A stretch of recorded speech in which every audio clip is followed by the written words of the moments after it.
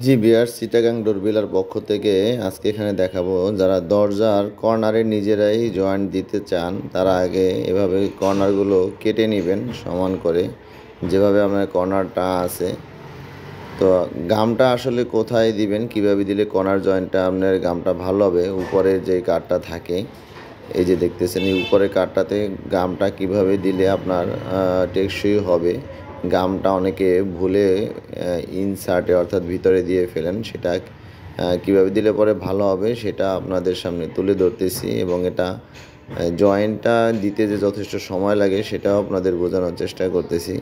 এ কারণেই সোজা মাথা জয়েন্ট এবং কোনা মাথা জয়েন্টের ভিতরে আপনার দামেরও কিছু পরিবর্তন হয়ে থাকে।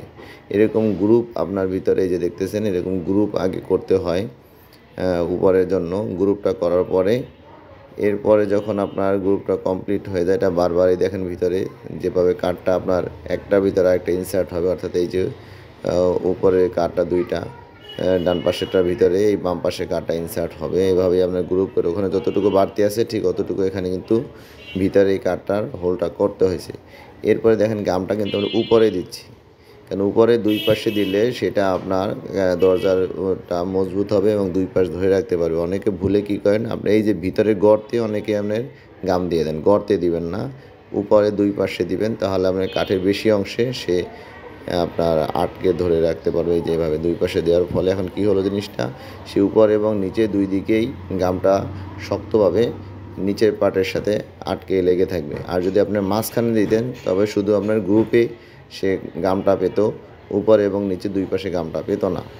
তো এরকম আসলে ছোটোখাটো বিষয় যেগুলো দরজার কাজ করতে করতে আমাদের অভিজ্ঞতা হয়েছে, এই সমস্ত বিষয়গুলো আপনাদের সাথে শেয়ার করতেছি। কারণ অনেকে বিভিন্ন জায়গা থেকে যখন দরজা তৈরি করেন এই সমস্ত বিষয়গুলো খেয়াল রেখে যদি আপনার দরজাটা তৈরি করেন, এই দরজা এমন একটা জিনিস, এটা আপনার বাড়িতে যতদিন বাড়ি আছে ততদিন দরজা থাকবেই।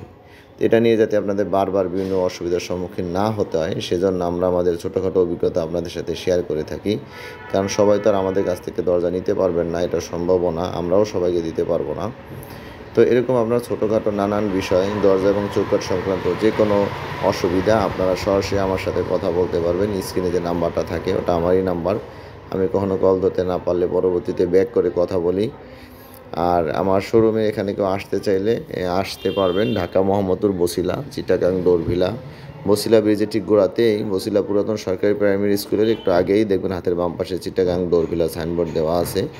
তবে আসার আগে অবশ্যই আমার সাথে ফোনে কন্ট্যাক্ট না করে আসবেন না। কখনো আমি দূরে দেখা যায় কোথাও কাজে আছে, ওই সময় হুট করে কেউ চলে আসছেন, তো আমি সময় দিতে পারি না, কথা বলতে পারি না, তখন আবার মন খারাপ করেন, এত দূর থেকে আসলাম, সাক্ষাৎ করতে পারলাম না, বা একটা বিষয় জানতে চাইছিলেন বা অর্ডার দিতে আসছিলেন, তো না পেলে তো মন খারাপ করবেনই। এই জন্য বারবার বলি যে আমার সাথে কন্ট্যাক্ট না করে আসবেন না, তাহলে আমি আপনাদের সময় দিয়ে কথা বলতে পারবো, আপনার সময়টাও তখন আসলে মূল্যবান হবে, কাজে লাগবে সময়টা।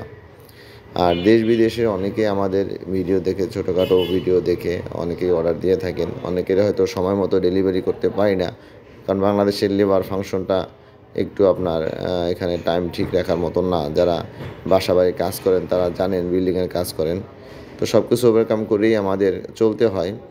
তা আমরা চেষ্টা করি কোয়ালিটিটা শতভাগ ঠিক রাখার জন্য, যদিও কোনো কিছু শতভাগ সম্ভব না, আমরা চেষ্টা করি।